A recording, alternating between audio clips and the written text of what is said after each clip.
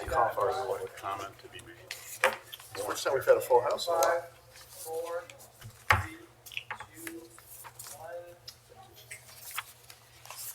1. Okay, good afternoon, everybody, and we are here for the May 15th Board of Trustees regular meeting for the TADL Library. So I'm calling us to order. We do have a quorum, and the first thing we're going to do is the Pledge of Allegiance. So please stand if you are able. I pledge Allegiance to the flag of the United States of America and to the republic for which it stands, one nation, under God, indivisible, with liberty and justice for all.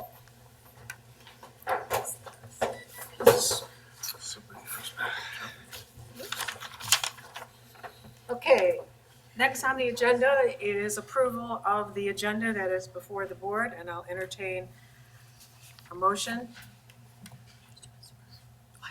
So moved. Okay, second. Okay, all those in favor say aye. Aye. Aye. All those opposed, same sign. Motion carries. Thank you. Next on the agenda is public comment, so if anyone wishes to address the board, please go to the podium. State your name and township.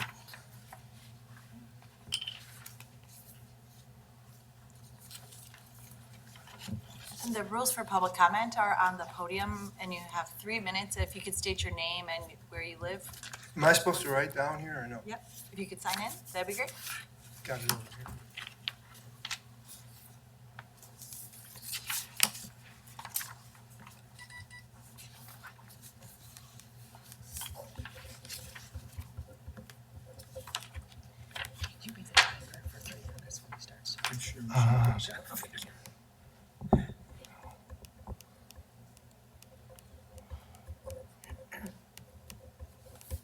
Bill Wiesner, Elmwood Township, Traverse City.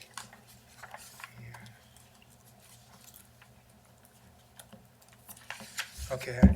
The handouts I gave, this pink one is a flyer I'm giving out.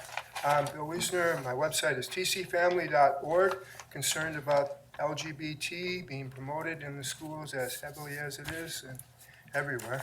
And this is 10 potential variables creating same-sex attraction. So it lists 10 of them. There's 46 or 56 subtitles. It gives, I've handed them out so you can look at your chart there, and it gives reasons for this happening. And it's not born that way. So that's what that tells. And the other side is meaning behind the same-sex attraction.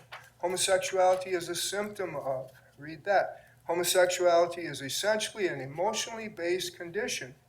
And the third section is same-sex attraction represents a lack of gender identity caused by detachment of same-gender parents and on. And the 3 books that I've listed there, the website, if you look at the top here, is pathinfo.org. It's Richard Cohen. He was a homosexual. And a lot of the things covered in the 10 there are reasons that he fell into homosexuality. And so he knows the experience that way, and he's a counselor too. And another thing, it's a shame that,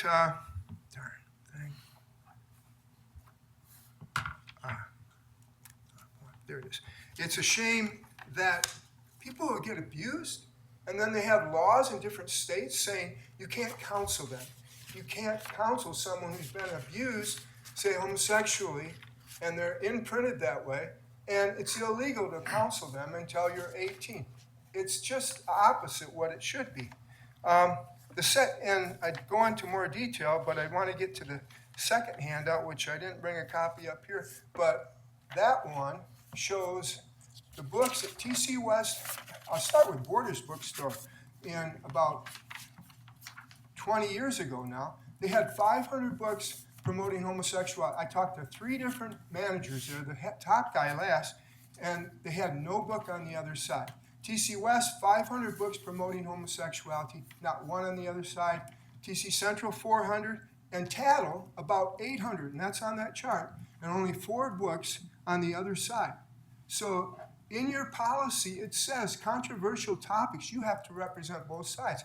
We need 796 more books like these: Being Gay, A Therapist's Guide, and Rich's House, which is a kid's book. I'm out of time.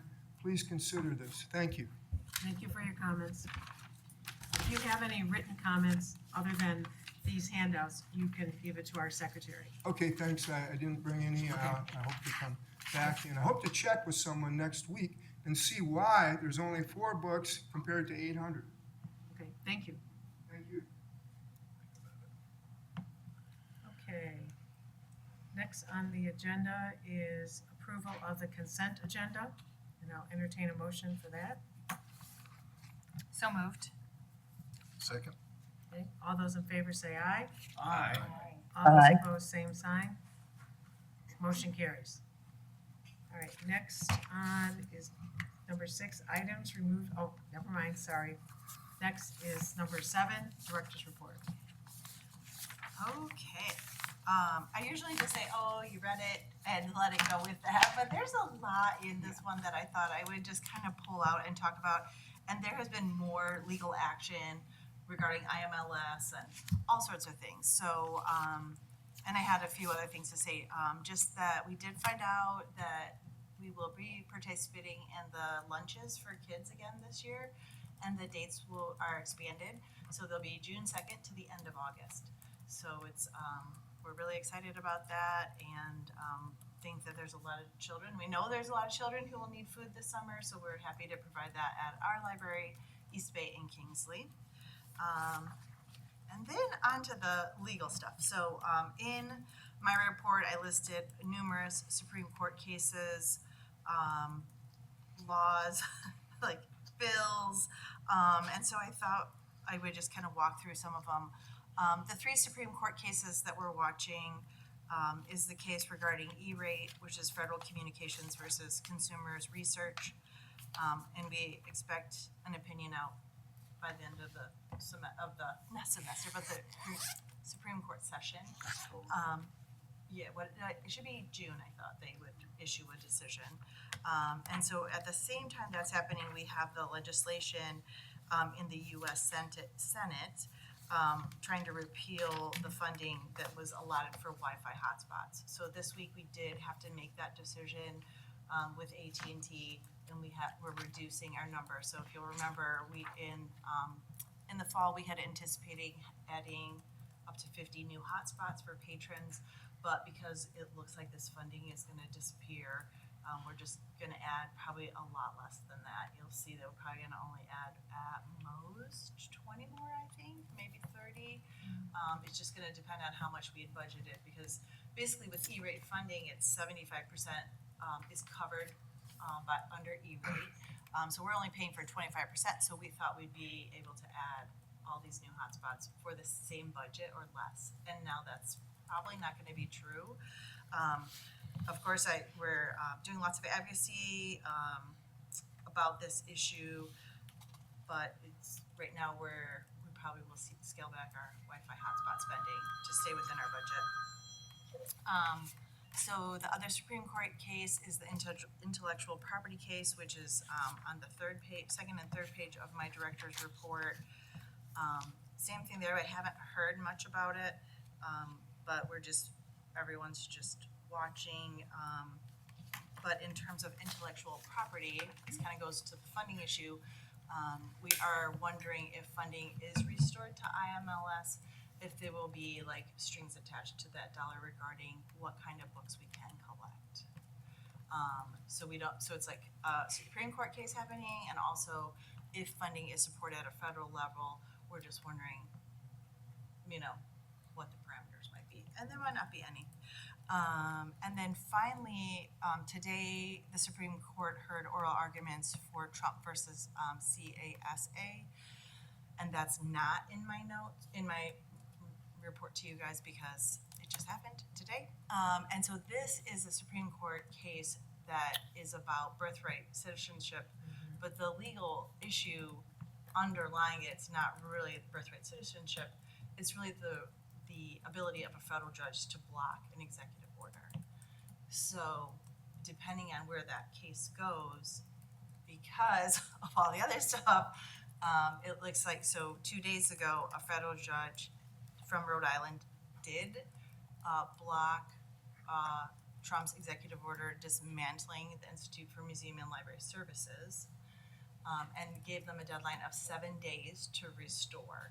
So the Trump administration has to restore everything they were doing, including any grants, within 7 days.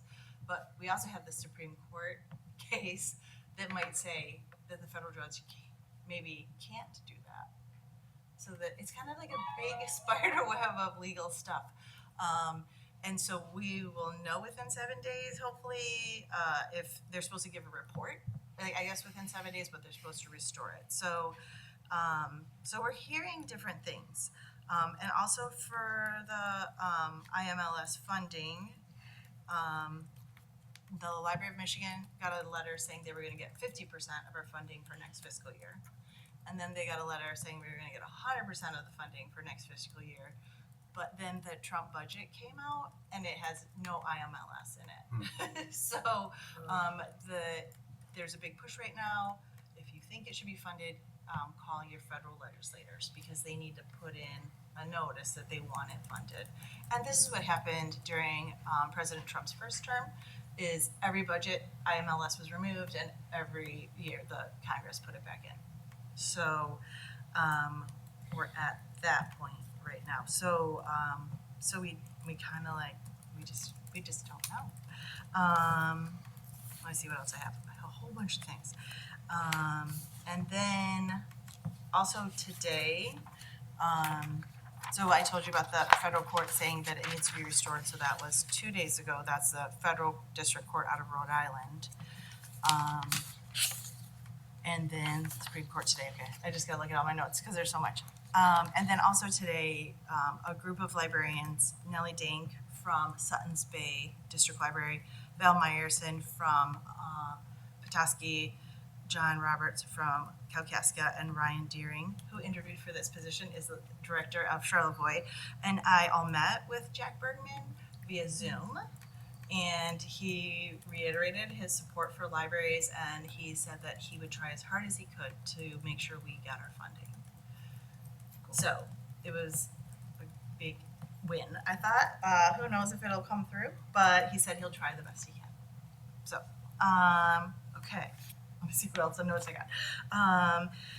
And then near the bottom too, you'll see the Librarian of Congress, Carla Hayden, was fired by President Trump, and then the also the person in charge of the Copyright Office was terminated.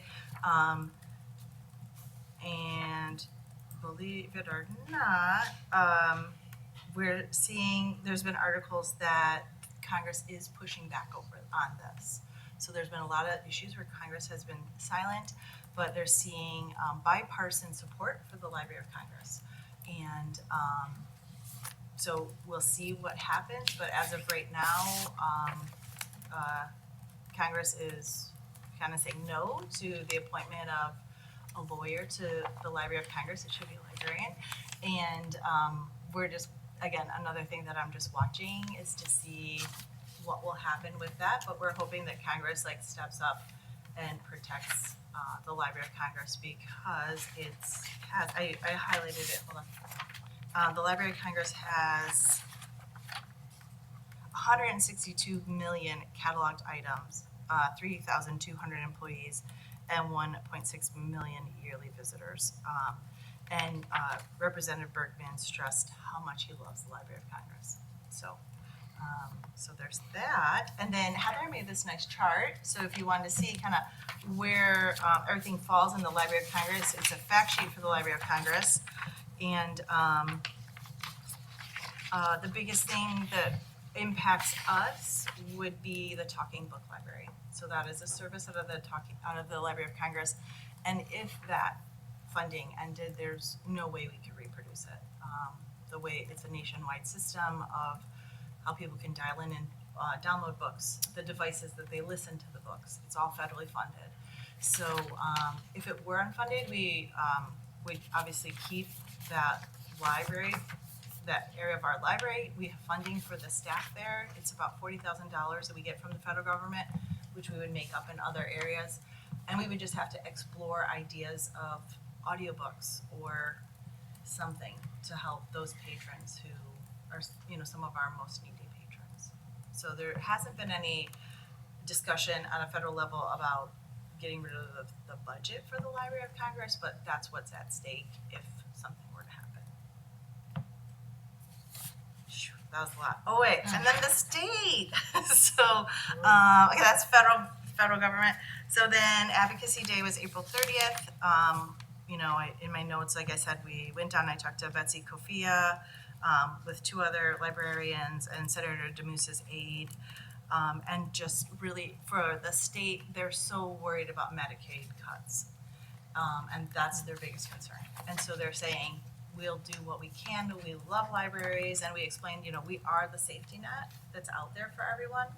And so, but it's school lunches for kids. It's health insurance for kids. So how do you make those tough choices? And that's kind of what they explained to us. But the Senate did come out with an initial budget, and they did increase state aid by $900,000. It's not $4 million like we asked for, but depending on what happens with the federal government, we might be okay. So it's complicated. The Senate and the House in the state aren't really working well together, not playing well in the sandbox together. So the budget is supposed to be proposed or ready by July 1st, and I hear they're not even talking to each other. So who even knows? But there we go. That's my whole report. I don't know if you guys have any questions, because it's kind of a lot. I'm sure there are questions. Anybody want to address? Talking about the hotspots, what changed? I mean, did they just say, hey, we don't want hotspots anymore, basically? Or, I mean, they don't come into our book decisions and say, we won't support this book or that book. So it's not whether we can have them, it's how they're funded. And Scott is welcome to jump up and say more if he wants. So right now, we fund them fully. So we will always have those, right? Okay. But what happened was there was movement during the Biden administration to add hotspots to E-rate funding, which pays for our internet, our wiring, all sorts of stuff. Well, with the new administration, they decided they don't like that idea. Schools also use this to provide hotspots to students who don't have internet access at home. And so that's why the Senate has agreed and passed a resolution to not allow hotspots in E-rate funding. And so that's why, if we have to pay 100%, we can't have as many as we want. Right. Ed wanted under 75.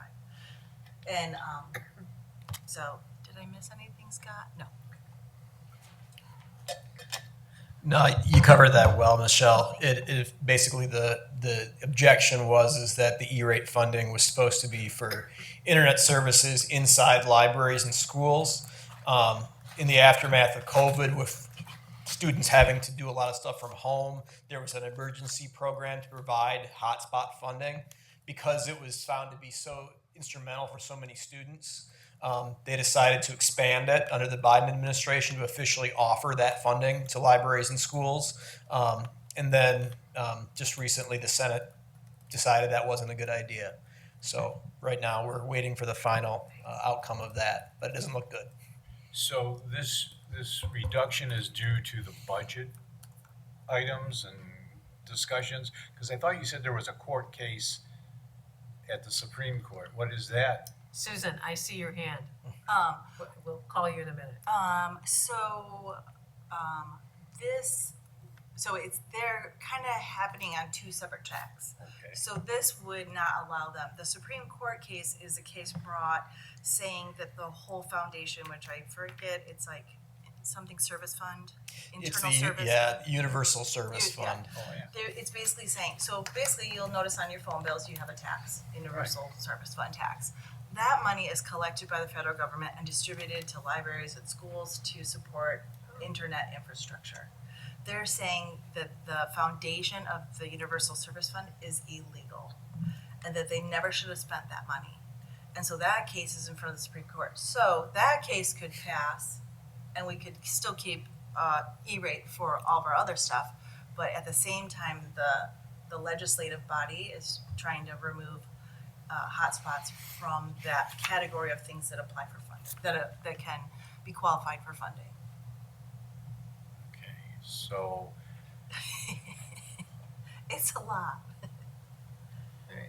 So we will still somebody keep our hot is spots. suing the government because they're paying for hotspots and they're saying it's unconstitutional. But the law that they based it on, the Universal Service Fund, was established, I don't know, in the 30s maybe, Yeah, it's a to long time. support telephone construction throughout the country. Yeah. So that's because it's 2 wires as opposed to, Yeah, it's just Wi-Fi, the it's not good. evolution of it, and I think I haven't heard any people. I haven't heard people say like, "Oh, that like that has no chance of passing" or whatever. They're just saying that it's executive overreach, I guess, from the FCC. I think the FCC collects those funds and then disperses them, and they were saying that that's not the intent of the funds, and so that they shouldn't be collected. It might be like rooted in like just an anti-tax type of thing, but they're just saying that over all these years it's been illegal. okay. Okay, Susan has a question, and Jeanette, not Jeanette. Thanks, Mary Lee. Jennifer. Michelle, I have both a macro and micro question about this. So on the macro level, I'm wondering what you and Danielle have talked about in terms of how you move forward. Do you wait out each one of these decisions, or do you do something in between, or just act outright? And when it comes to the hotspots, I know the Friends had a very successful book sale recently. Do we just ask other partners for help buying some of these things in the meantime? Thank you. Yeah, those are good questions. So we have about a $200,000 cushion in our budget. We always have a cushion in our budget that's spread out. So that would cover a lot of stuff. A lot of times that cushion is there just in case, something happens. And so it's like, and that's just like careful budgeting. And so Danielle and I have talked about it. We have potential expenses that, could come and go. And we just kind of have to wait and see. Of course, lots of calling our legislators, reminding them about the importance of the library and all the stuff we do and how important the federal money is and the state money. But other than that, we kind of just have to wait till all the cases are decided. Jennifer. I had a question and a comment. First, I'm just grateful, Michelle, for the thorough update about all the different things that are happening. And thank you for being on top of it and advocating in all of those layers of places and deepening everyone's understanding of it. Because all of these cuts, even in all of these cuts and all of these moves are huge in isolation. And then put together, they could potentially be catastrophic. And so it's important that we have air to the gravity of that. And I know that on the TADL website, there is a place where the cuts and then connection to Congress's is outlined, but anybody here who wants to learn more could go there to learn more about what the impact of all of these cuts are, and potential cuts and potential moves, because they make a grave impact in the community. And then my other question sort of piggybacks, or my question, that was a comment, piggybacks on what Susan was asking.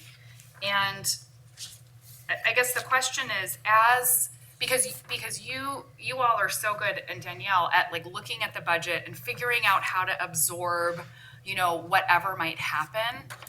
So much so that maybe sometimes the deep impacts might not ever have to come back to us, and might not be visible to the public, because you're able to move things over here or cut quietly over there.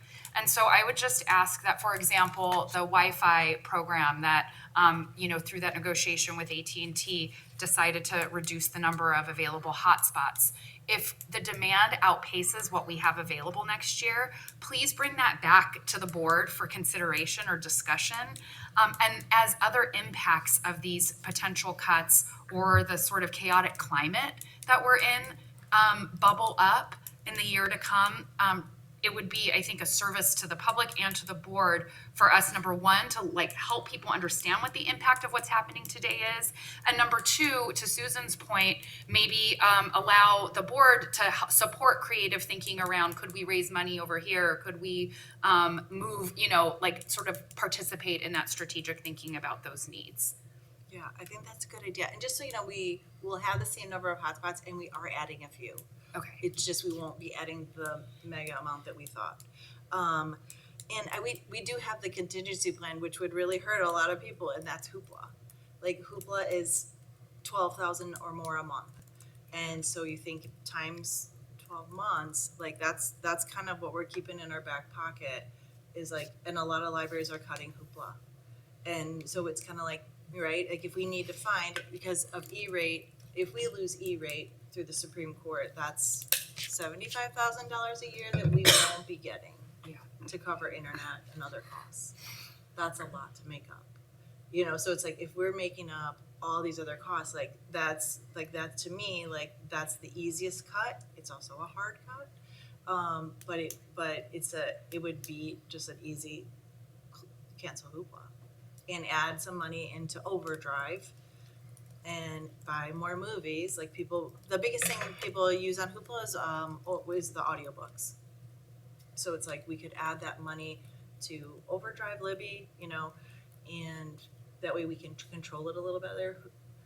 Yeah, it would be reducing services. And so that's our if things go really bad. And I think as things happen at the end of June, as the Supreme Court decides cases and we start to know these numbers, we might have to make budget adjustments. And I think our patrons will understand, and we'll just keep people posted. Michelle, I have a question. Would it be possible for you to put together a short one paragraph and send it to all the board members so that we can be calling our legislators? Because that would help a lot. They count the phone calls. I don't know if everybody knew that. Even if you wind up leaving a message, their staff listens to those messages and puts them in columns. You can also email your senator or your House of Reps. But sometimes phone calling is a little bit more impactful. Yeah, and I think it will change, and I can just send you updates as things change. Right now, it's really just getting the IMLS back in the budget. That would right now, that's most important. And then as things change, is it is it E-rate? Is it if they get rid of E-rate, could they add it somewhere else? So I think not overwhelming them too much, but right now our biggest push is to make sure that's funding there because it's equitable throughout the state. The money goes to Library of Michigan, everyone gets to use it. We were just at a meeting in Wolverine, Michigan. They don't even have Wi-Fi in their library. They can't afford it, right? So these are things that everyone gets to use and in the state, and Melcat is super important for us in rural areas. So right now, that's probably the biggest thing. Any other comments for the director? Paul? Just have a question about, can you characterize the Juneteenth activities? Oh, sure. We're and maybe Melissa wants to step up. Melissa's in charge of it. She's Assistant Director of Outreach. Thank you. So we are joining with, excuse me, Northern Michigan E3 and NMC with the event that they are having over on the NMC campus from 5 to 8 p.m. on June 19th, which is your Juneteenth date. So we just met last week, brainstormed what we're going to be doing. So we will be bringing book lists, information, craft activities for the kids to do. Turns out we have a very able artist in our midst who is able to help us with face painting. So Danielle is going to take the lead on that part of it. The face painting was part that they, the face painting was something that E3 was not sure how they were going to manage this year because the person who used to manage it was Holly Bird. So we did say that we would take that over, and so we've got a couple of other people who are willing to copy things from a sheet to paint things on kids' faces. So we will be hopefully doing that and possibly a story time. We're going to see what it is that we can figure out between now and then. So we'll be participating with the rest of the community, but in a variety of ways that represent the library and its services. Off-site? Off-site. Yeah, it's at NMC, but At I think NMC. you're taking the bookmobile. We are taking the bookmobile. Oh, cool. Thank you. Thank you.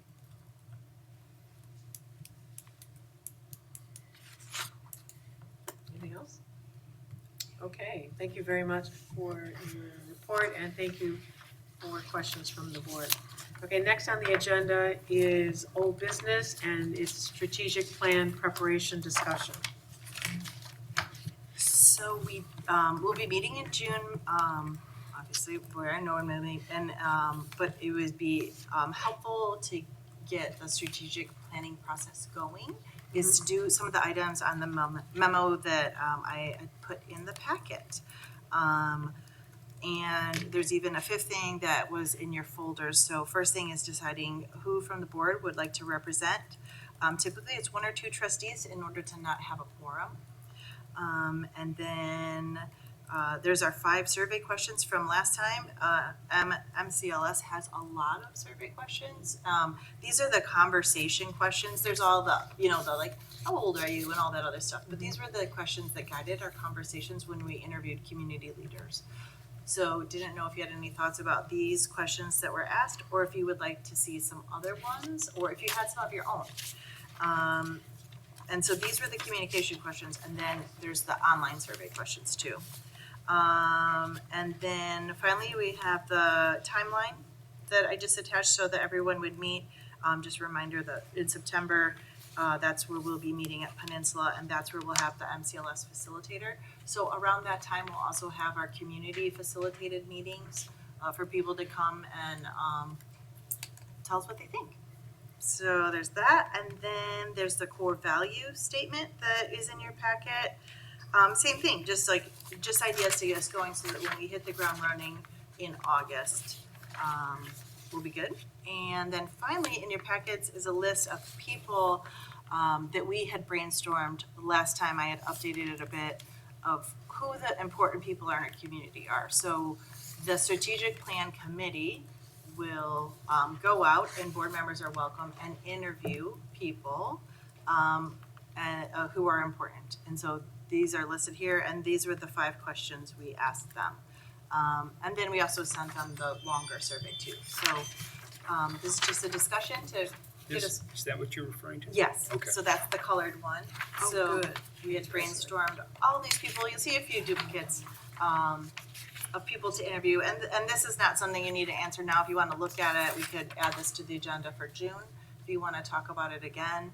But it's just like to get the strategic planning thinking going and get us on our way, because I'm starting to do some of the pre-work with the MCLS. All right, so the question is, who would like to be on the Committee. committee? There was a hand down there. Oh, Jennifer, sorry, do you have a question? I had a question, and I'm happy to support the committee and don't need to if other people feel really strongly about it too. So I'll throw that out there. And I had some feedback on the questions, which I'm happy to share if that's helpful now.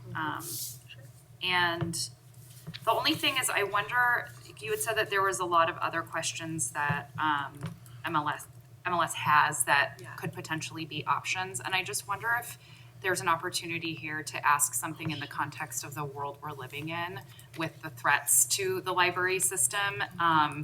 I think it might be helpful as a way to educate as well as to see, like what the community values about the library and might support us thinking nimbly through any potential developments that take place. So I don't have the answer to what that question should be. It just feels like there's an opportunity to acknowledge the world we're living in now and how that's different than maybe the last time we went through the strategic planning process.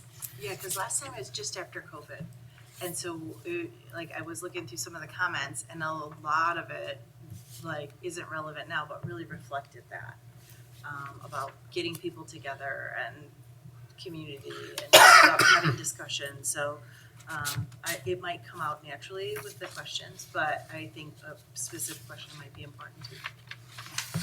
Do you have a question ready that you want to put into the I minutes? don't have one ready. Okay. I looked at this today and then I just appreciated the comment that there are already a lot of questions out there for people to show. So maybe there's some best practices that other people are doing. I'm also happy to think through a little bit more deeply about what a question could be, but.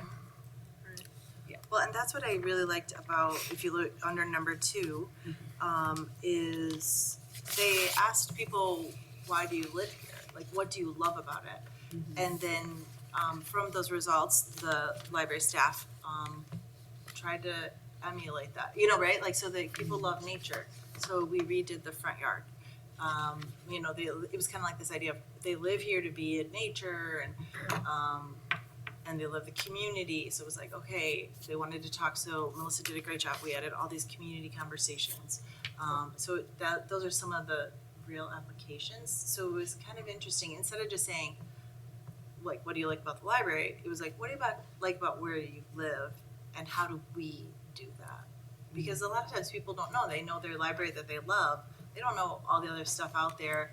It's kind of what the, staff can look into. But so I like the idea of, like, even just the world we live in here in Traverse City being part of it. So that was kind of the rationale behind those questions in your in the memo. It's like, how do we make sure we're aligned with why people live here? I know Susan has a question, but I do want to say I'm interested in being on the committee. Susan, you have a question for us or for Michelle? Yeah, thanks, Mary Lee, and thanks, Mary Lee and Jennifer, for stepping forward on being on the committee. I was on it last time, and it's a really good, interesting experience. Michelle, I'm wondering if when you're saying other questions exist, are you talking about the people we hired to help us with the strategic plan? Yeah. That's correct. Okay. And then my other question is, so many government bodies are doing their budgets right now. Do you know, or can we cross-reference what do you think about the library, or what do you think we should do with the library, is on any of those community surveys?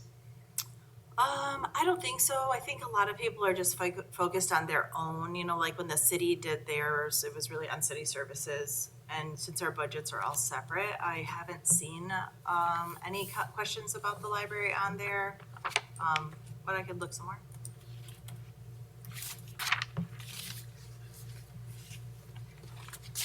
I think they trust us to do it. Any other, it looks like all the comments have been taken care of. All right, we'll move on to sorry, my agenda is, do you have your agenda? Well, and the one thing too I wanted to mention about these questions is it would give us a benchmark. We have lots of pages of answers from it. So if we kept, that's one thing about keeping them somewhat the same or just adding to them. Is it, then you can say, oh, this is what we heard last time. Are we hearing the same things again? All right, so let's move on to new business, and we're going to require financial motion, approval of the AWE computer payment. Michelle? My paper's messed up. I'll make a motion to approve. Here we go. We can discuss it. Okay, got a second? Second. Okay. All right, discuss away. Okay. I was just looking at the numbers we have for those hotspots at the various libraries. Oh, yeah. Not that I'm begrudging anyone anything, but why does Interlochen have 2 and our other member libraries have 1? That was their decision. Some of them they've paid for, and then we did offer up from us, but it's that's all they wanted. Or Peninsula, for a long time said they didn't even want any of them because people don't use them. On the peninsula, they all have internet, so that was their own decisions. Yeah, Scott I wondered offered to why that everybody. was. Yeah. This streaming service, is it related to the programs that were currently financed through IMLS funding? No, so this is actually a standalone computer, and Andy can talk more about it. And it's not hooked up to, like, it's not connected to the internet. So it's a learning computer for kids, and they can walk in. If you go to the youth department, they're right there. And it's literacy, math, and it has nothing to do with that. It's just our budget. So it's a one-time expense that we incur every, last time we did this was 2019. So they start to get to the point where they can't be updated, and they're used a lot. Like in 2024, 15,000 sessions. So it's just time for us to upgrade them. So these are just on-site access points? Yep, that's it. Got it, okay. Any other questions? And Michelle, what is the amount? Is there- At the bottom, it's like 58,500. Okay. And we're being cautious with that. I did say like 59,000 for the motion. I just wasn't sure if tariffs were gonna have an effect on them, so it might come in less. We just aren't sure. Tariffs. Tariffs. Oh. Maybe related to like, why is Kingsley, maybe you already said this, why is Oh. Kingsley none? They didn't want one, so Kingsley? yeah, That they seems- found that the kids fight over it. Oh. So like, The computer. I so much- thought. Oh. no, I not flashed back hotspots. to the Wi-Fi. No, sorry. No, they love their hotspots at Kingsley. They just found that, like the parents were kind of, like irritated by it. The kids would irritate each other about it because there's only one. And so they didn't want to add more. They just figured when the kids come in, they can just play. Thank you. Make them read books. Yeah. All right. Okay, no further discussion. Are you ready for the vote? And this will be a poll vote, money vote. Senator Boyd, Yes. Gedman, Yes. Dale, Yes. McKeeser, Yes. Jones, Aye. Vickers, Yes. and Andrews. Yes. Okay, motion carries. Thank you. Yay. Okay, next on the agenda is public comment. If anybody wishes to address the board, you need to go to the podium. Can I do it a second? Sure. Yeah, I don't Yep. think we have a Sure. Just don't talk about homosexuality.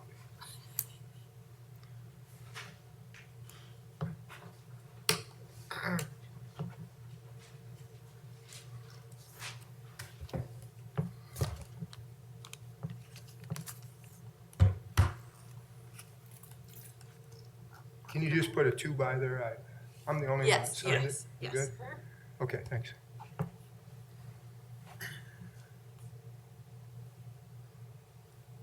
Bill Wiesner, Traverse City, and this would be a great spot to start on these books. Rich's home. This was the counselor. He's got his MA, like a master's in counselor. So I don't understand all those terms, but he doesn't have his doctorate, but he's a step below. But he's experienced all this, and he wrote about this in the book. And I've noticed that you have 2 call-ins for Papa's Coming Home, the Chester and Buttigieg book, and that's on one side. This is the other side. That side says, you're born that way, we can make the best of it, it gets better and better. This side says, no, there was tremendous harm that came in these 10 potential variables creating same-sex attraction. These are, if you read through this, it's kind of sad thing. What these kids, what he went through and what many have given testimony to, and many have come out and are no longer gay. Do we have any of those books? I didn't see any in the library. I checked those terms on that handout, the white one I gave you, and I just looked up those terms, TC West, TC Central, and TADL. And lots and lots of books, but I didn't see any TC West, TC Central, but TADL had 4. Compliments for that. But that's a way shy. That's 0.5%, where you're supposed to represent both sides of a controversial topic. And is this controversial? Ask Canada. Right now, they're having a coming out day or something, and I don't know, there's some day that they have, and this is the 3rd year, and a lot of the schools up there will have half the students because they're protesting. We don't want this stuff pushed, especially one-sided. It should be both sides presented. A compassionate view. This guy's very compassionate. Look at those books on here. And so that would be great. And some of the comments when you had Grandpa's Pride, and 31, I watched it, I skimmed through it, 31 people spoke. That's including the person that protested. And she didn't have trouble with the cover, but she had trouble with page 4 or something where it's like bondage or something. I had trouble with the cover. It's this little kid who's talking through the story, this little kid helping Grandpa do a pride parade, and how wonderful that was. What does that tell to any other child that's reading that book? I should do the same thing. I should help with this movement. Mr. Wisner, your 3 minutes are up. Not according to mine, but I'm short. Thank you. Thank you for your comments. Thank you for listening. I'll be in the coming week to check on these numbers. Thank you. Okay. Okay, next is trustee comments. Does any trustee want to make a comment? Jennifer? Yes, I have 2 comments. The first is just because there's so many new faces in the room. Welcome to everyone Students. here. The library is a place where we support the First Amendment. That means that all opinions are welcome. The entire community is welcome. It's inclusive of everyone, and inclusive of people's opinions that you don't agree with. And so I just want to say that my kids who are 6 years old loved the book Grandfather's Pride, and we support the people from all different sexual orientations and feeling confident in being here and welcome here as well. I felt like that's an important thing to explicitly say. And my 6-year-old kids got the best surprise in the mail today, or this week. They got their first library card, and just because I know this was a program that was passed a long time ago, and often you don't revisit things that have happened in the past, but the impact is real. My daughter wrote her name on it with a heart and a star next to it so that her brother wouldn't take her library card. And then she sat on the couch for an hour and looked through all the different things that she could do at the library. And we come to the library, and so these things aren't new to her, but to get something with her name on it addressed to her in the mail, and then to see that all of these things are at her fingertips with her library card was a really, really special day. She told people about it when we were out in the community. My son did too. So thank you to the staff for continuing to do all these amazing programs that might not go noticed by the general public, but for a couple of 6-year-olds in my house, they were a big, big deal. And I just want to give a little shout out to Scott Morey, him and his team really, and Heather Brady, they're on it, and every year we make sure we get the updated list, and it was Scott's drive that got us through the finish line of even getting that agreement signed with TCAPS right before the pandemic, I think. So, or maybe right after, no, right before. So, yeah, so thanks to all of them. It's awesome. I love Susan, you have a comment? Thank you, Mary Lee. Many of you read in Vicky's Peninsula report that they're updating their website to make sure that it's ADA compliant. And I wanted to let folks know that I got tapped to be one of the people to help Rotary make their website and materials ADA compliant. And we know that Rotary funds many nonprofits in our area and is a huge supporter of the library. So I'm really looking forward to doing that work. And if anyone wants to be a part of it or has comments or questions, I hope to talk to Scott and Michelle a little bit more about this, but that's pretty exciting. Thank you. Thank you, Susan. And I do want to say hello to all the students that are here. You're here because of a civics class, or correct? For observation? All right. And then you need to get signatures from one of the board members. Okay, so you can approach any one of us when the meeting is over and we will sign your papers for you. But thank you for being here. Paul? I just wanted to bring to people's attention a documentary that I think we showed here called Free for All. And it's currently available on PBS, and it's about the history of libraries and what libraries are doing today. It's an extraordinarily well-done documentary. It's part of the Independent Lens series. If you have the opportunity, I really encourage you to see it. It's called Free for All, Thank you. or Free for All. Got it. Okay, seeing no other discussion, I would like to entertain a motion to adjourn the meeting. So moved? Okay, second? Support. All right, all those in favor say aye. Aye. All those opposed, same sign. Motion carries. Thank you, everybody, for attending our meeting today.